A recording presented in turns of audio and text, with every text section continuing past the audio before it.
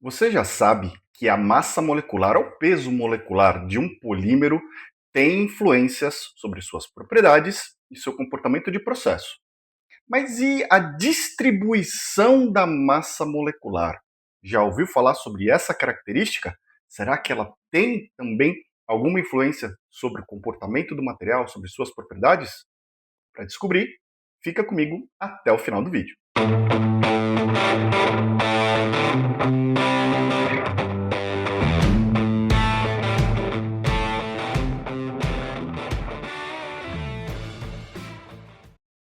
Olá, Ricardo Cusiol com mais um conteúdo que te ajuda a ter sucesso nos seus projetos com polímeros. E no vídeo de hoje a gente vai ampliar um conhecimento que já foi trazido aqui num vídeo para você há algum tempo atrás. A gente vai falar sobre distribuição de massa molecular ou distribuição de peso molecular. Existem essas duas nomenclaturas, embora o mais tecnicamente correto seja realmente massa molecular. Tá? Então, ó, se você quiser saber um pouquinho mais sobre esse tema, distribuição de massa molecular, fica comigo até o final do vídeo que a gente vai bater um papo bem interessante. Mas já aproveita, deixa a sua curtida aqui, se inscreve no canal e deixa o seu comentário, complementa essa nossa discussão para que a gente possa enriquecer ainda mais esse conteúdo. Pega o link desse vídeo e compartilha com todo mundo que pode se interessar por esse tema, nos seus grupos de discussão técnica, grupos de WhatsApp, nas suas redes sociais, com todos os profissionais da indústria, da academia, para que a gente possa, então, difundir conhecimento na área de plásticos. Tá certo? Olha, me segue também em todas as redes sociais, sempre com o nome de Ricardo Cusiol. Conhece os meus cursos online, os links estão na descrição desse vídeo aqui, para garantir a sua vaga e começar o ano novo que está se aproximando aqui, já capacitado para as melhores vagas do mercado. E ó, considera apoiar o canal, contribuir para que eu possa continuar criando conteúdo e levando para você conhecimento a respeito dos materiais plásticos e ampliando também o conhecimento da sociedade a respeito do uso consciente desses materiais. Vou deixar o cardzinho aqui em cima para você participar da campanha do Apoia-se e tem o link na descrição também. Fechado? Bom, vamos entrar no nosso conteúdo. Tem um PDF que você pode baixar no link da descrição do vídeo e eu vou colocar ele na tela agora aí para você, trazendo o nosso tema então, que é a distribuição de massa molecular. O que é essa distribuição de massa molecular? Por que ela é importante? O que ela influencia no material? A gente vai entender exatamente o que é aqui. Já tem uma dica, né? Aqui na figurazinha de fundo, tem a ver com alguma coisa estatística, né? Uma distribuição estatística dessa massa molecular. Bom, para começar, é importante falar que a gente já tratou do tema de massa molecular ou peso molecular aqui no canal. Aí eu vou deixar esse QR Code aqui, caso você esteja assistindo aí numa televisão, né, ou no computador, você pode apontar o seu celular para esse QR Code e vai ser direcionado para o vídeo 184, onde a gente fala sobre peso molecular ou massa molecular, tá? Então, tem um vídeo já que a gente trata desse assunto, explica direitinho o que é a massa molecular, da onde vem, por que ela é importante, quais são as influências dessa característica dos polímeros. Tá? Então, para relembrar, você vai assistir o vídeo que você vai ter uma visão completa, mas para relembrar, a massa ou peso molecular de um polímero é uma medida do comprimento médio das cadeias poliméricas. Tá? Então, obviamente, quanto maior o tamanho das moléculas, mais massa essa molécula vai ter, e a gente vai ter aí, então, um maior ou menor peso molecular, maior ou menor massa molecular. Tá? Então, é uma medida indireta aí do comprimento molecular. Então, de novo, se você quiser aprofundar, olha o vídeo aqui. Tá? Essa massa molecular, em função do tamanho desse comprimento de molécula, tem uma influência sobre as propriedades e sobre o processamento do material. Em linhas muito gerais, de novo, eu exploro isso em bastante detalhes no vídeo anterior, quanto maior a massa molecular, maiores vão ser as propriedades mecânicas de um material, maior a resistência de fundido, né? Então o material no estado fundido vai ter uma resistência maior, ele não vai tender a escoar tanto, isso está ligado mais ou menos com também uma maior viscosidade, quanto maior as cadeias poliméricas. Tá? Então, em linhas muito gerais, só para a gente relembrar, essas são as influências da massa molecular. Porém, quando a gente fala de uma massa molecular, esse material tem uma massa molecular elevada, tem uma massa molecular um pouco mais baixo, né? Normalmente a gente está falando de um valor médio, a gente está falando de um número que representa aquele polímero, né? Agora, raramente um polímero vai ter todas as suas moléculas do mesmo tamanho. É como qualquer outro processo, como qualquer outra situação no nosso cotidiano, onde a gente tem um valor típico para alguma propriedade, para alguma característica, e esse valor normalmente é uma média. Né? Existem indivíduos naquela população que vão ter esse valor um pouco acima dessa média e indivíduos que vão ter um valor um pouco abaixo dessa média. No caso aqui, os indivíduos seriam as moléculas do nosso polímero. Então, quando a gente fala de massa molecular média, a gente está falando ali realmente de um valor mais preponderante naquele material, naquela amostra que a gente está avaliando, mas existem moléculas que estão mais pesadas e moléculas que têm uma massa menor. Tá? Então, a gente vai ter, estatisticamente falando, uma distribuição de massa molecular. Tá? Sempre que a gente tem essa variabilidade, né, essa variação em torno de uma média, a gente tem uma distribuição de massa molecular. De novo, como eu falei, como em praticamente todos os processos, todas as coisas, todas as medidas que a gente vai fazer na nossa vida, se a gente for medir a altura média das pessoas que trabalham em um determinado lugar, se a gente for medir o peso das pessoas que trabalham em um determinado lugar, se a gente for medir o diâmetro de uma peça que está sendo produzida, a gente sempre vai ter uma distribuição, a gente sempre vai ter um valor médio, mas vão ter pequenas variações ali para cima e para baixo, que vão determinar o que a gente chama de uma distribuição estatística. Se você quiser conhecer um pouquinho mais a respeito de estatística, eu tenho também um curso muito interessante sobre estatística básica. O link está na descrição do vídeo para você conhecer um pouco mais sobre esse assunto e é muito útil para quem trabalha na indústria em geral, em particular na indústria de plástico.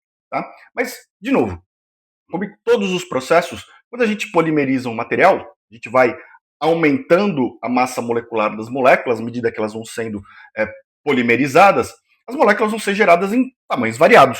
Tá? A gente vai ter moléculas de vários tamanhos. A gente consegue controlar muito bem isso daí, mas existe uma variabilidade que é inerente a todo o processo. Tá?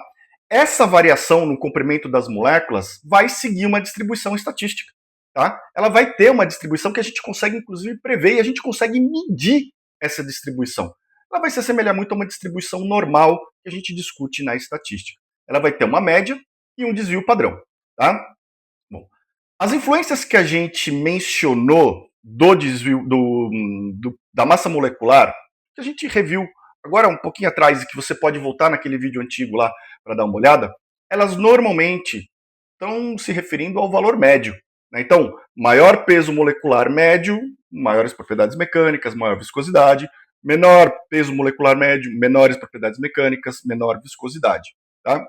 Então, normalmente, essas influências estão relacionadas ao valor médio. Tá? Mas a distribuição, em função. A gente tem um valor médio, mas como essa distribuição se comporta, vai ter as suas influências também. Tá? Então, vamos ver quais são os tipos de distribuição que a gente pode ter, e aí sim, quais são as influências que a distribuição, e não simplesmente o valor médio, vai ter. Então, a primeira distribuição que a gente pode ter é chamada de distribuição estreita, que é caracterizada, então, por um peso molecular médio, uma massa molecular média, mas você vê que a variabilidade é pequena, ou seja, não existem muitas moléculas com uma massa maior, nem com uma massa menor do que aquela do valor médio. Está girando tudo mais ou menos ali próximo desse valor médio. Então a gente dá o nome de uma distribuição estreita. Né? Se a gente fosse traçar uma curva normal de distribuição dessas massas moleculares, ela seria uma curva bem fechadinha, como a gente está vendo aqui. Ela vai ter então um desvio padrão pequeno, caracterizada por essa distribuição mais estreita, e significa que o tamanho das moléculas é bastante próximo ao valor médio, tá? Ou seja, tem pouca variação de tamanho. Tá? É isso que a gente trouxe aqui.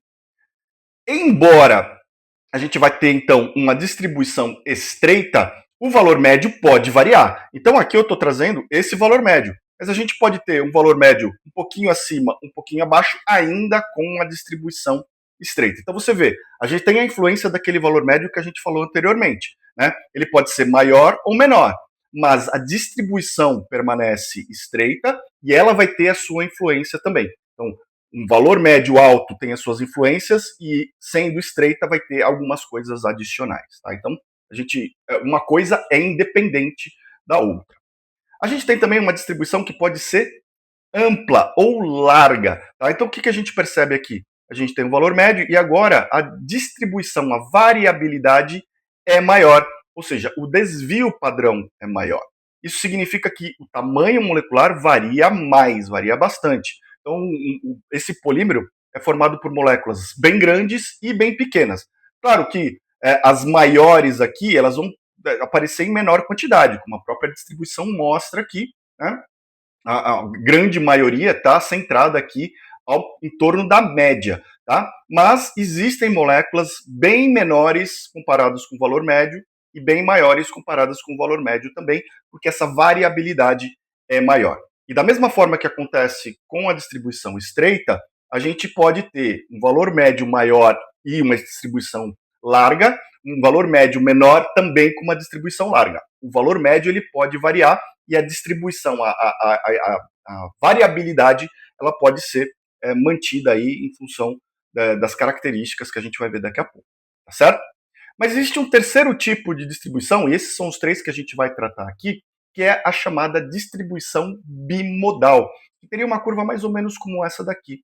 E se caracteriza como se fosse um polímero formado por dois tipos de peso molecular médios na mesma composição. É o que a gente chama de bimodal aqui, né? Na estatística, a gente diz que tem dois valores que se sobressaem, tá?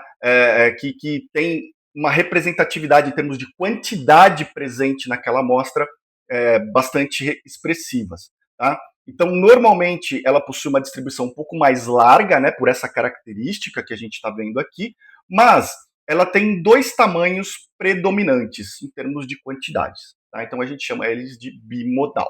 Tá? E é lógico que isso daí pode variar para cima e para baixo, mas só para deixar simples aqui o entendimento, esses são os três tipos de distribuição que a gente vai discutir e quais são as suas influências. Bom, qual que é, então, a influência de uma distribuição estreita? Né? Quando a gente tem um polímero com distribuição estreita de massa molecular, o que isso traz de vantagens, desvantagens e características para o material? Então vamos lá. Uma distribuição estreita, ela vai ter pouca variação de viscosidade, porque as moléculas estão bem próximas umas das outras em termos de tamanho. A gente sabe que o tamanho das moléculas, né, influencia a viscosidade. Por isso, a variação de viscosidade, a faixa de especificação para índice de fluidez, por exemplo, desse material, é bastante estreita, tá? Especialmente com variação de temperatura, ou seja, a gente pode mudar a temperatura do material e a fluidez desse material muda pouco. Tá? É um material que não tem uma influência tão grande no seu fluxo à medida que a gente aplica a temperatura. É o tipo do material que não está preenchendo direito a cavidade do molde. Né? Eu vou aumentar a temperatura para ver se ele flui melhor. A influência da temperatura talvez não seja tão grande quanto outros parâmetros. Tá? Então, é uma característica de uma distribuição estreita de peso molecular ou de massa molecular. Normalmente, os materiais vão ter uma maior claridade, né? Principalmente as olefinas aqui, elas vão ter uma tendência de ficarem mais translúcidas ou até mais transparentes. Tá?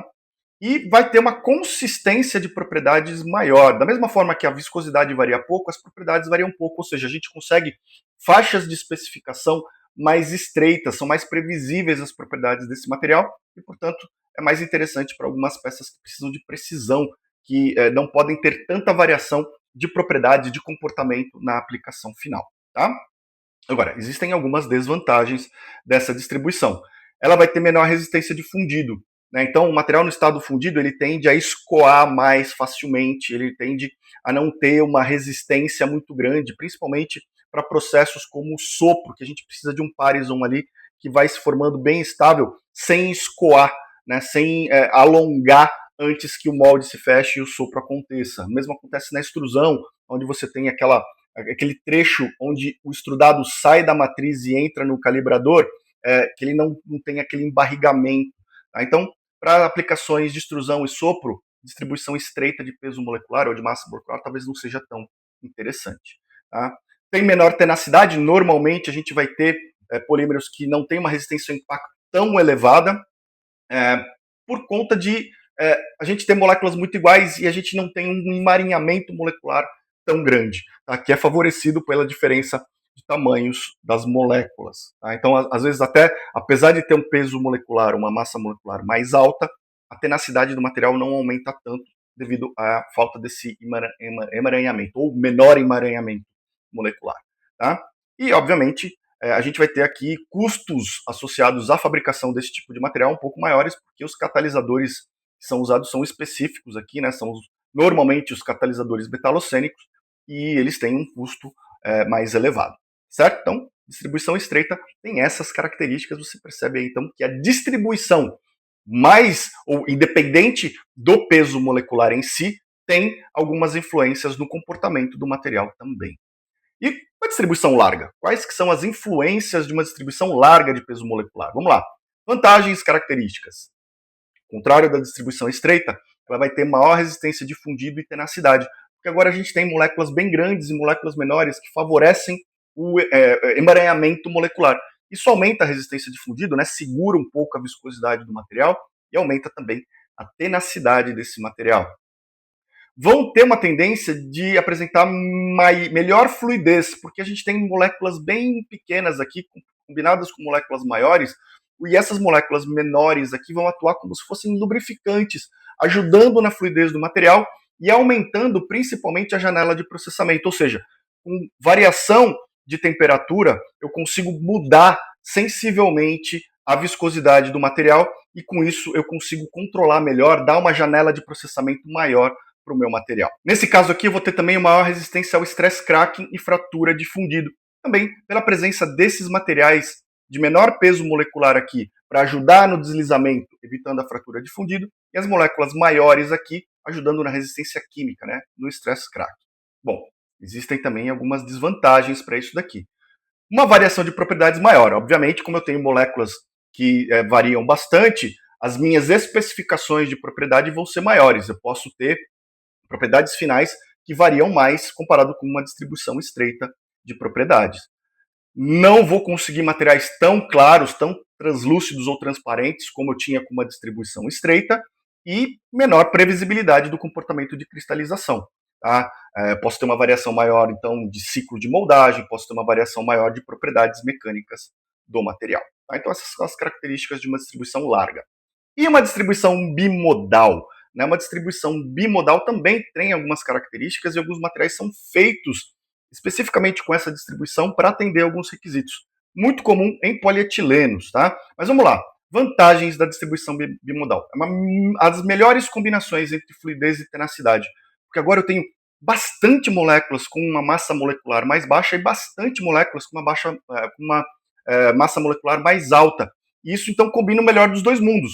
Melhor resistência mecânica, melhor fluxo. Tá? Então uma ótima combinação de fluidez e tenacidade. Muita resistência de fundido, tá? Exatamente por ter essa combinação de variabilidade nas massas molares aqui, favorece o emaranhamento molecular, tá? Então aumenta muito a resistência de fundido e uma excelente resistência ao stress cracking, exatamente pela presença dessas grandes quantidades de moléculas maiores. Tá? Desvantagens disso aqui. Maior complexidade e custos de produção. Normalmente, os reatores que vão produzir isso daqui são específicos, o sistema de catalisação, de catálise, né, é específico também para a gente obter os materiais bimodais. Então, é um material que normalmente tem um custo associado à sua produção maior. Não é astronomicamente maior, mas é um custo maior, perceptível na hora de adquirir esses materiais. Ele pode ser mais difícil de adaptar com precisão ao processo específico, então o ajuste fino ali no processo, ele é mais complexo, porque agora a gente pode ter, além dos dois pesos moleculares aqui, a gente pode ter a diferença entre esses pesos moleculares, se eles vão estar mais afastados, mais próximos, a própria distribuição. Então, é um material mais complexo de ajustar finamente para uma aplicação específica, um processo específico. Ele não é adequado para produtos óticos, porque afinal de contas a gente vai mesclar algumas características das distribuições mais largas, o que diminui claridade e transparência do material. Tá?